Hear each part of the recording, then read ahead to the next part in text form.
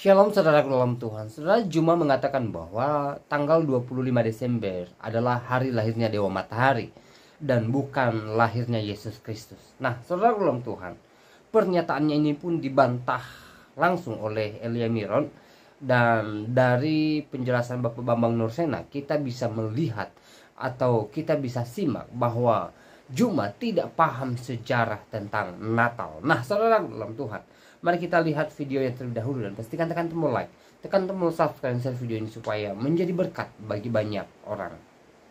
But when was he born? They tell us 25th of December. Christmas Day, 25th of December. But he was not born on the 25th of December. Today the Christians have come to realize, the learned men of Christendom, that he was not born on the 25th of December. This 25th of December is the date of the birth of the pagan sun gods, not the Son of God. Hai semuanya, Shalom Alaikum, Kristus bersama kita. Menjelang perayaan Natal 25 Desember, ada begitu banyak orang di luar kekristenan yang menuduhkan bahwa 25 Desember bukanlah hari kelahiran Yesus Kristus dan bukanlah hari Natal. Bahkan lebih liar, mereka mengatakan bahwa 25 Desember itu ternyata hari kelahiran Dewa Matahari. Antara kelahiran Dewa Matahari dalam ini adalah yang mereka sembah, yang mereka imani sebagai dewa, itu dikawinkan dengan lahirnya Yesus, dengan adanya Yesus. Maka pada konsili tahun 32 Masehi diputuskan tanggal 25 Desember sebagai hari kelahiran Yesus untuk menggantikan posisi kelahiran Dewa Matahari. Dewa Matahari dilengsarkan, mereka tinggalkan penyembahan terhadap Dewa Matahari, dan penyembahan terhadap Dewa Matahari digantikan dengan penyembahan terhadap Yesus. Itu kuncinya, itu di situ. Yang tadinya mereka menyembah Dewa Matahari, begitu pada abad keempat kerajaan Romawi menjadikan Kristen Katolik sebagai agama kerajaan kekaisaran, maka yang tadinya Dewa Matahari berubah menjadi Yesus. Tolong dipahami itu. Nah, Kristen lain itu adalah pecahan dari Katolik. Mau dia Protestan, mau dia Advent, mau dia Saksi Yehova, mau atau apapun itu, semua berasal dari awalnya paganisme, yaitu agama yang mengawinkan sinkretisme antara budaya, antara agama dan budaya. Begitu, Bang, silakan. Ya, Bang Suma, mungkin istilah yang dipakai berbeda, Bang Suma. Kalau sinkretisme bertemu budaya dengan budaya. Sementara perayaan hari ulang tahun sebelumnya di Perjanjian Baru nggak ada. Kita istilah yang dipakai itu inkulturasi atau mengadaptasi, atau boleh mengadopsi juga boleh, mengadaptasi ajaran lokal dengan ajaran gereja. Begitu, jadi bukan sinkretisme. Kalau sinkretisme, kebudayaannya, ajarannya misalnya di kita sudah ada, kemudian disamakan, lah itu baru. Ini kan mengadopsi atau mengadaptasi istilahnya. Sebelumnya nggak ada. Dan kalau tadi jenengan bilang ulang tahun, bukan soal ulang tahunnya, lah sementara di lain waktu jenengan bilang sumber ulang tahun ini dari tradisi paganisme. Kalau nggak ada tradisi ini, sampai sekarang nggak ada perayaan ulang tahun. Bahkan yang dimotori oleh Katolik betul sekali memang. Justru karena Katolik memotori sehingga perayaan ini menjadi tradisi yang dikenal. Begitu, sampai sekarang turun-temurun begitu loh. Istilah di Indonesia namanya perayaan ulang tahun. Walaupun tanggalnya berbeda-beda. Nah, kalau soal tanggal itu dari magisterium, penentuan tanggal 25. Kalau misalnya ada pendapat ini mirip dengan tanggal, benar-benar tanggalnya dewa waktu itu, ya itu dari magisterium yang menentukan. Kalau soal mirip-miripnya atau bahkan samanya, ya itu bagian dari inkulturasi. Begitu, Bang Suma. Iya. Jadi saya katakan sekali lagi, yang dikatakan pagan di sini adalah kebudayaan, kebiasaan, adat istiadat penyembah Dewa Matahari di tanggal 25 Desember mereka yakini sebagai tanggal kelahiran dewa mereka. Tadinya Dewa Matahari. Dewa Matahari keluar, masuklah Yesus. Diperingatilah orang Kristen tanggal 25 Desember ini sebagai kelahiran Yesus, yang tadinya adalah kebiasaan paganisme yang dianut oleh pagan Romawi, memperingati tanggal 25 Desember. Dan bukan hanya itu, hari Minggu itu adalah hari perayaan mereka. Hari Minggu itu mereka imani sebagai hari matahari, makanya dikatakan Sunday. Itu adalah hari matahari. Makanya Katolik memutuskan kemudian ibadah mereka hari Minggu, karena hari Minggu itu adalah hari Dewa Matahari. Kalau Yesus dikatakan hari Sabtu itu sebagai hari Yesus, Sabat itu adalah hari bagi Kurios, hari Sabat. Tapi bagi Romawi sebelum Kristen masuk di situ, hari Minggu itu memang sudah menjadi hari matahari mereka. Ini yang perlu dipahami. Maka secara sejarah kita lihat Bagaimana kemudian patung-patung dewa matahari itu ketika dijadikan Yesus ini, Kristen ini sebagai agama Katolik, Katolik ini sebagai agama kekaisaran, maka patung-patung daripada dewa matahari itu dirobohkan semua. Yang menggantikannya kemudian adalah patung Yesus. Jadi adanya pergeseran agama kepercayaan dari agama paganisme menuju agama Kristen Katolik. Tetapi tidak menghapuskan budaya atau adat yang mereka emban sebagai keturunan penganut ajaran penyembah berhala. Sehingga Kristen Katolik pada masa itu sampai hari ini masih berbau paganisme Katolik, masih berbau paganisme Romawi. Tidak ada yang bisa menyangkal itu fakta. Itu fakta. Apa sebabnya kemudian orang Kristen ibadah hari Minggu? Oh, karena Yesus bangkit. Nggak ada dasar pijakannya, nggak ada. Itu alasan yang dibuat-buat. Alasan yang sebenarnya, karena memang Katolik adalah pijakan pertama penyembahan kepada Yesus. Mereka secara nenek moyang sudah beribadah hari Minggu. Karena hari Minggu itu adalah hari dewa matahari. Maka Yesus yang hanya nempel nama dan hanya nempel pengajaran dan juga hanya diambil perjanjian lama dalam bentuk Septuaginta, kemudian ya mau tidak mau harus mengikuti keinginan penguasa kala itu, yaitu kekaisaran Romawi. Apa itu? Hari Sabtu harus kita rubah menjadi hari Minggu. Lalu yang berkuasa adalah kekaisaran pada masa itu, mau merubah semuanya. Andai saja hari Sabtu tetap dipakai, lalu kemudian pengharaman babi masih dipakai, kemudian sunat masih dipakai, tidak ada rakyatnya yang mau ikut. Bahkan bukan hanya rakyat yang tidak mau ikut, bahkan Konstantin pada saat itu juga tak akan mau. Siapa yang mau menghilangkan upacara Minggu, siapa yang menghilangkan Natal, siapa yang menghilangkan makanan keenakan kita, siapa yang mau donatnya dipotong, nggak mau kita. Tapi ajaran ini kemudian dikawinkan, sehingga itulah yang terjadi. Apa pembuktiannya? Orang-orang Yahudi sampai hari ini tidak mengakui Kristen. Sampai hari ini 2000 tahun. Kenapa? Karena kekristenan itu berawal dari Katolik, dan Katolik ini adalah perpaduan antara ajaran yang diambil dari agama Yahudi dengan ajaran yang dianut dari nenek moyang orang-orang Roma dan Yunani. Ya, kalau dewa matahari kan itu udah ditinggal, Bang. Udah ditinggal. Kepercayaan Romawi pada abad keempat itu menuju kepada ajaran Katolik. Memang bukan lagi memperingati dewa matahari, bukan. Tapi ada satu hal yang perlu kemudian dipahami. Horus ini, kalau kita bicara mengenai Horus, ya, Horus ini salah satu dewa kemudian dipercayai. Itu dewa orang Mesir, lahir 3000 tahun sebelum Masehi. Artinya, cerita Horus ini sudah ada 3000 tahun sebelum Yesus lahir. Dan itu juga mereka peringati kemudian. Ini game. Kelahiran Horus ini lahir dari perawan Isis dan Mary pada tanggal 25 Desember. Ini dianut jauh sebelum Yesus itu jadi Tuhan bagi orang Katolik di Roma. Jauh. Lalu kemudian kelahiran daripada dewa Horus ini juga ditandai munculnya sebuah bintang dari timur. Itu juga ada di tradisi penyembahan agama-agama kuno terhadap dewa matahari. Belum lagi kalau kita berbicara mengenai dewa Mitra. Dewa Mitra juga dikenal di Persia misalnya. Lahir dari perawan, tanggal 25 Desember juga. Banyak pokoknya sejarah-sejarah bagaimana dewa Atis, lalu kemudian bagaimana Dionysus. Itu semuanya lahir di tanggal 25 Desember. Jadi tanggal 25 Desember ini adalah simbol yang merupakan tanggal bagi ajaran mitologi paganisme. Mau tidak mau, ya teman-teman Kristen harus menerima itu. Karena kalau mencari akarnya di dalam Bible tak ditemukan. Lalu dari mana 25 Desember ini? Ya dari nenek moyang Romawi. Nggak bisa dipungkiri itu. Dari mana tanggal 25 Desember? Oh dari Bible. Tak ada. Kecuali cuma cocok-cocokan, cocokologi asumsi oleh pendeta-pendeta mencocok. Oh tidak, ini tanggal. Nggak ada itu, nggak ada.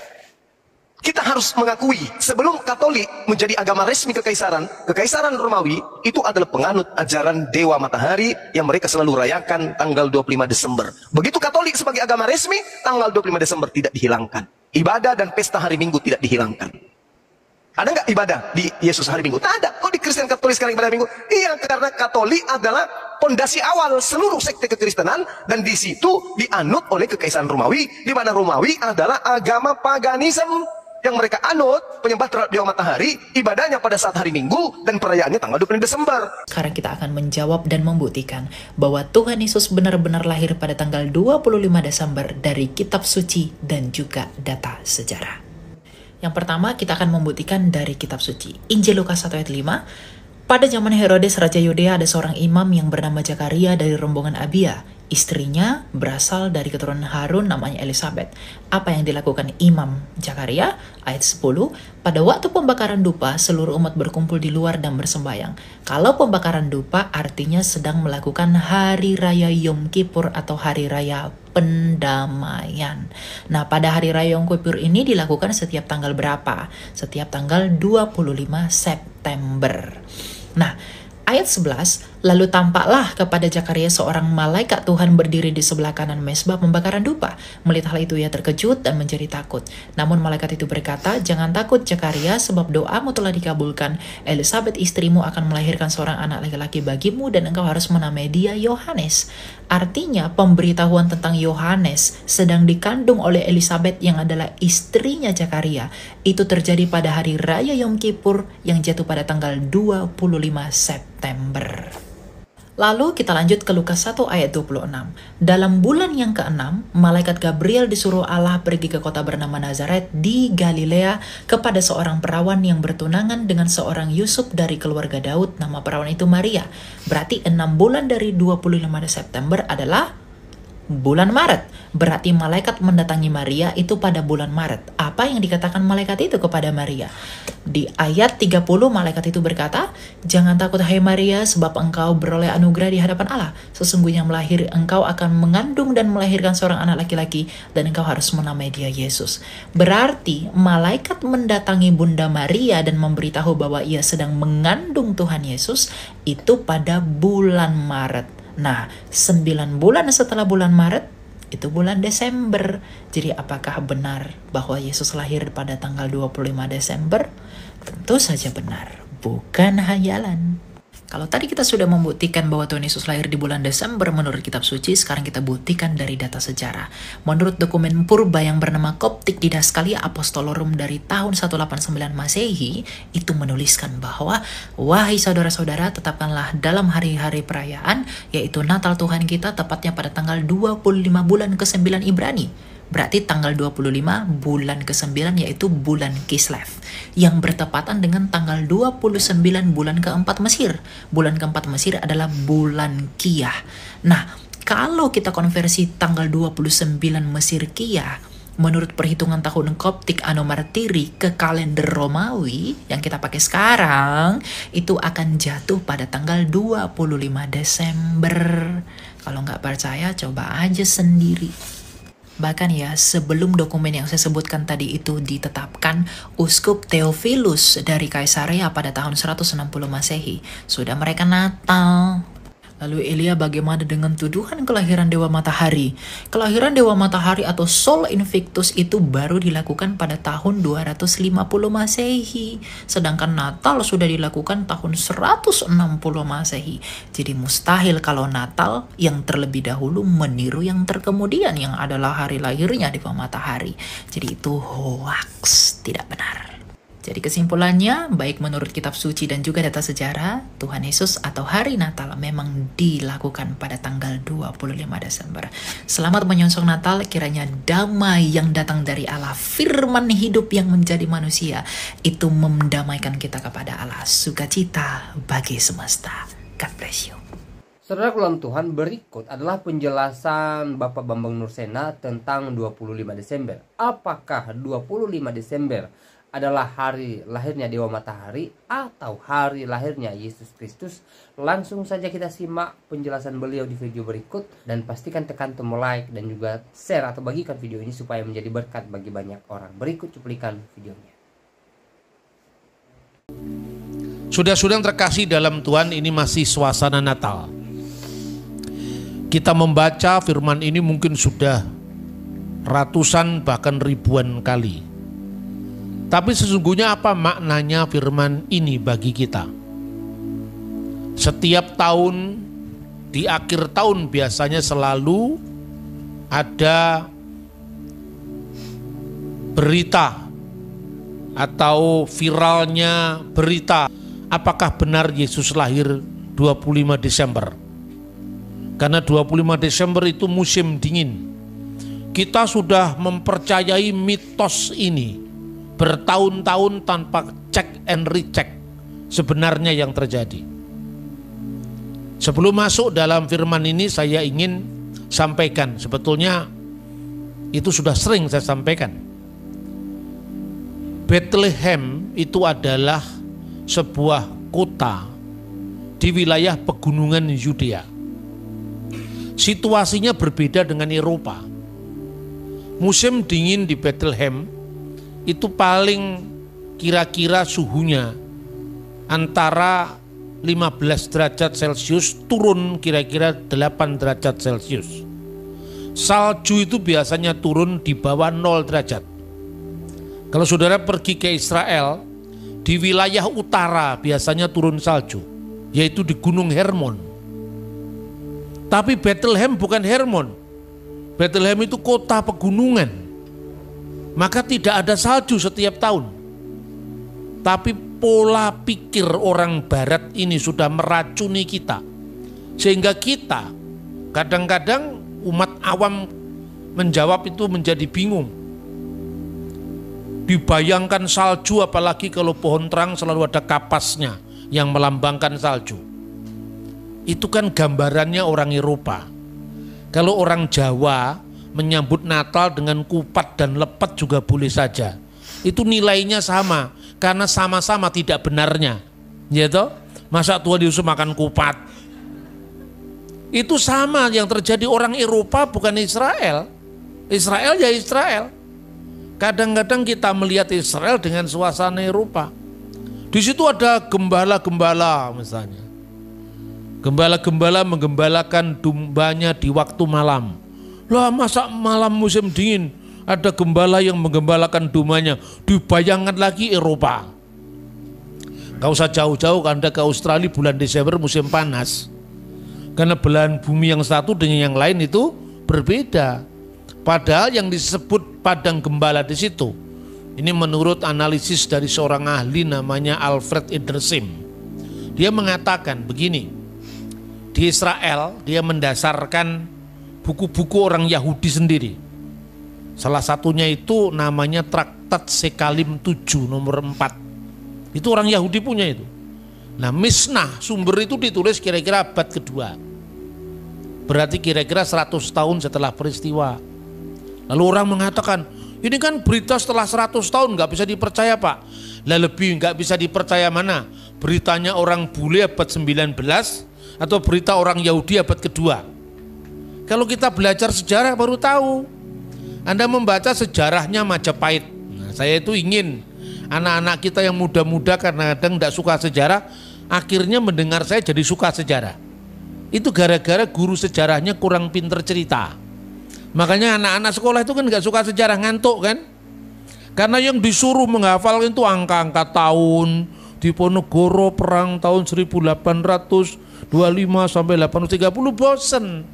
Padahal mestinya kalau kata Bung Karno, bukan abunya sejarah, tapi apinya sejarah yang harus kita pelajari. Api itu apa? Semangatnya, kobaran semangatnya itu. Bukan angka-angka tahunnya. Nanti kalau sudah Anda tahu peristiwanya, tahu spirit di balik kejadian-kejadian itu, angka-angkanya hafal sendiri. Saudara-saudara yang terkasih, zaman Majapahit itu kita memiliki dua sumber ya. Yang pertama namanya Buku Negara Kertagama. Itu ditulis oleh Mpu Prapanca. Tapi Negara Kertagama itu ditutup setelah kematian Raja Hayam Wuruk. Nah setelah Hayam Wuruk masih ada raja-raja kan, Wikramawardhana, Suhita, Kertajaya dan seterusnya, sampai terakhir namanya Kertabumi. Itu tidak ada catatannya. Apakah berarti kita malas untuk tidak merekonstruksi sejarah Majapahit? Tidak. Kalau tidak ada sumber primer itu ada catatan sejarah dari yang bersangkutan. Misalnya kitab Injil itu sumber primer.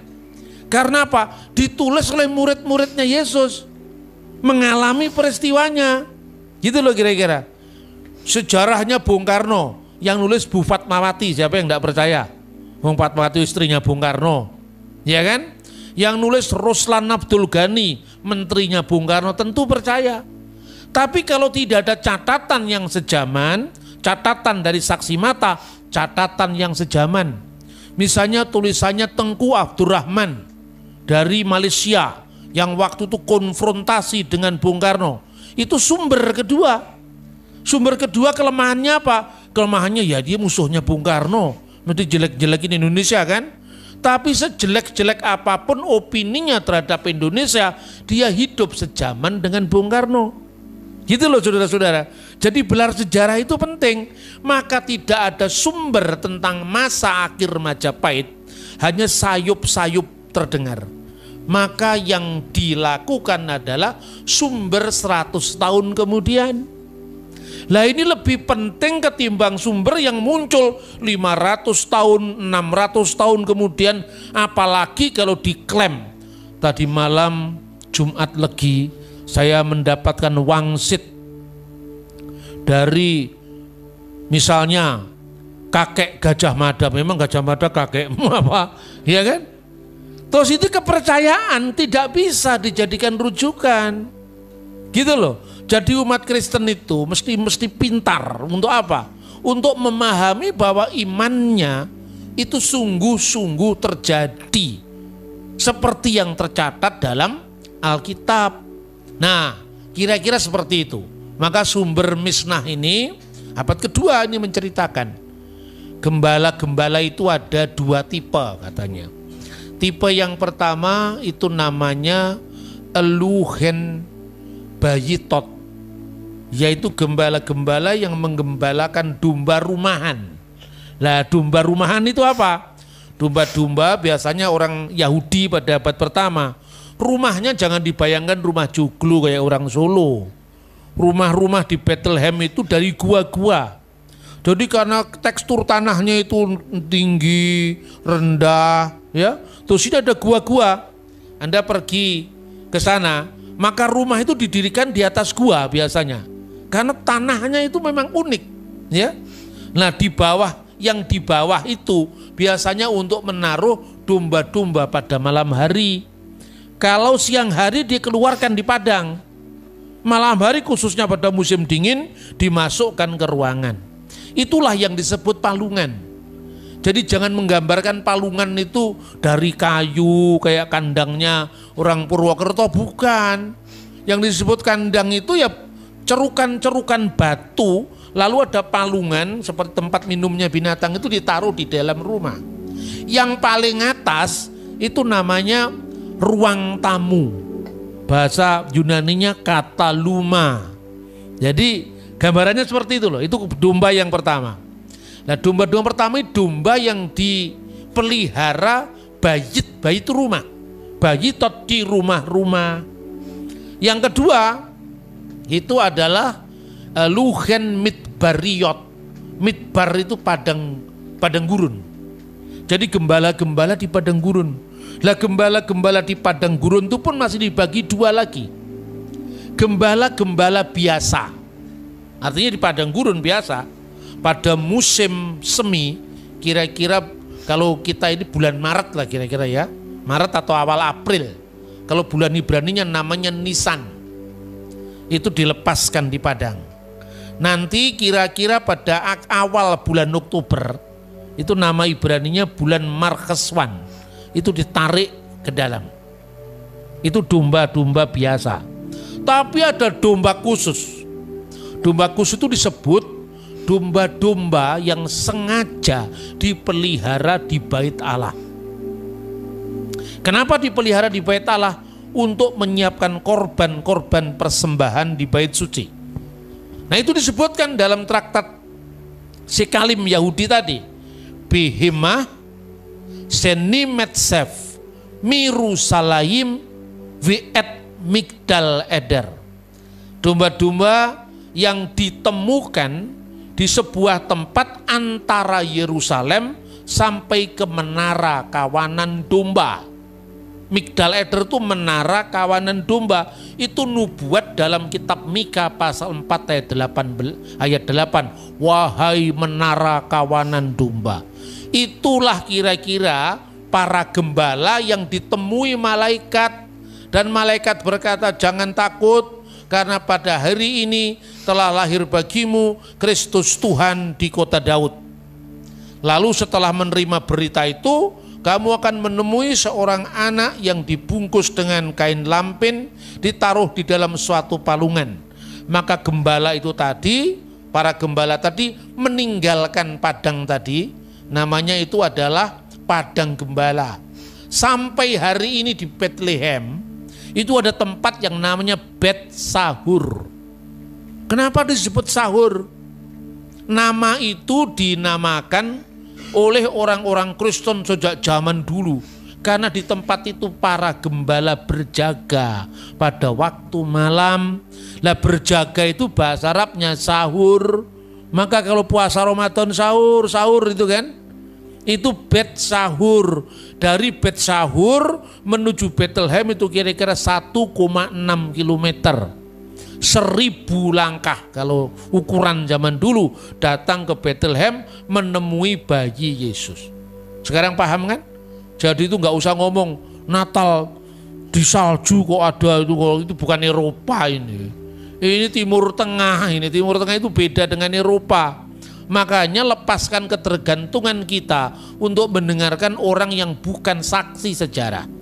Dulu saya percaya itu loh. Saya kan orangnya enggak gampang percaya. Tapi sejak tahun 2000 saya koreksi pemahaman itu, dan waktu itu saya selenggarakan seminar di Jakarta tahun 2000. Lalu saya undang tokoh-tokoh Islam maupun tokoh-tokoh Kristen. Saya masih ingat waktu itu yang hadir dari kalangan Kristen pendeta Dr. Eka Dharma Putra. Dari kalangan Islam yang hadir Profesor Dr. Komarudin Hidayat. Datang, mereka tertarik dengan tema itu. Bahkan Pak Eka Dharma Putra sempat nelpon saya, mengatakan, apa benar Mas? Kan Natal itu kan kelahiran Dewa Matahari. Ternyata tidak benar Pak, saya bilang. Loh kok bisa orang itu gampang percaya itu loh. Kelahiran Dewa Matahari itu baru dirayakan, itu namanya titik balik musim dingin. Itu tahun 247 Masehi. Oleh kaisar namanya Aurelius. Tanggalnya pun bukan 25 Desember, tapi 3 Desember sampai 23 Desember. Bukan 25 Desember. Kemudian ketika ada kaisar yang dulunya Kristen kemudian balik ke agama pagan, menjiplak Natal ini dan diterapkan untuk Dewa Matahari yang tak terkalahkan, namanya Natalis Sol Invictus. Nah, kita percaya dengan ensiklopedia Americana, ensiklopedia Britannica seolah-olah itu benar, padahal itu 1000% salah. Saya ini bersyukur saudara-saudara, tahun 98 saya sempat mengunjungi sebuah biara Kristen Ortodoks di Wadi El Natrun, Mesir. Ketika itu secara tidak sengaja, ketika saya ke perpustakaan biara itu, saya menemukan sebuah buku kuno, ya, judulnya itu adalah Coptic Didascalia Apostolorum. Lalu buku itu saya copy, ya, lalu kemudian saya bawa pulang, saya baca. Buku itu bahasa Koptik dan bahasa Arab. Nah, bingung toh? Kalau Kristen kok bahasa Arab lah, karena di Indonesia biasanya yang Arab itu harus Islam. Lah di Timur Tengah orang Kristen Arab juga banyak. Itu kira-kira pada pasal 18 buku Didascalia Apostolorum itu ditulis tahun 189 Masehi. Jauh sebelum kelahiran Dewa Matahari dirayakan oleh Kaisar Aurelius. Tertulis di situ pada pasal 18. Ya ikhwatana, wahai saudara-saudara, saudara-saudara kami, tahfudu fi ayamil a'yad, tetapkanlah pada hari-hari perayaan Id milad Sayyidina Yesus Al-Masih, yaitu Natal dari Tuhan kita Yesus Kristus, wa kamaluhu, tepatnya fi kamsati wa isrin, pada tanggal 25 fi syahri tasyi'i lil Ibraniyin, pada bulan keempat Ibrani. Bulan keempat Ibrani itu 25 bulan Kislev, yang tepatnya kira-kira 25 Desember. Itu tahun 189. Anda percaya ensiklopedia Americana buatan orang bule, atau Anda percaya dengan saksi mata yang di Timur Tengah? Ini akibatnya gereja kita ini tercabut dari akar sejarah. Makanya gampang digoncang. Setiap Natal, yang penting kan bukan tanggalnya, yang penting Yesus lahir di hati kita. Itu jawaban orang saleh tapi salah. Saudara tahu? Itu sering kita dengar. Lalu dari pihak luar yang memang skeptis terhadap iman Kristen mengatakan tanggalnya aja nggak jelas apalagi yang diberitakan. Kan gitu kan? Makanya setiap tahun haram perayaan Natal. Itu bukan kelahiran Yesus, kelahiran Yesus yang lain katanya. Lah itu yang terjadi. Bahkan banyak orang yang meninggalkan iman Kristen gara-gara katanya iman Kristen tidak bernilai sejarah. Nah itu saudara-saudara dampaknya. Sebelum tahun 189, kira-kira tahun 126, itu Telesporus pertama di Roma sudah mengatakan setiap malam Natal, berarti 24 Desember, hendaklah kamu nyanyikan Lukas pasal 2 ayat 14. Gloria in excelsis Deo. Sampai hari ini lagu itu dinyanyikan. Dari tahun 126 Masehi sampai 2023. Gloria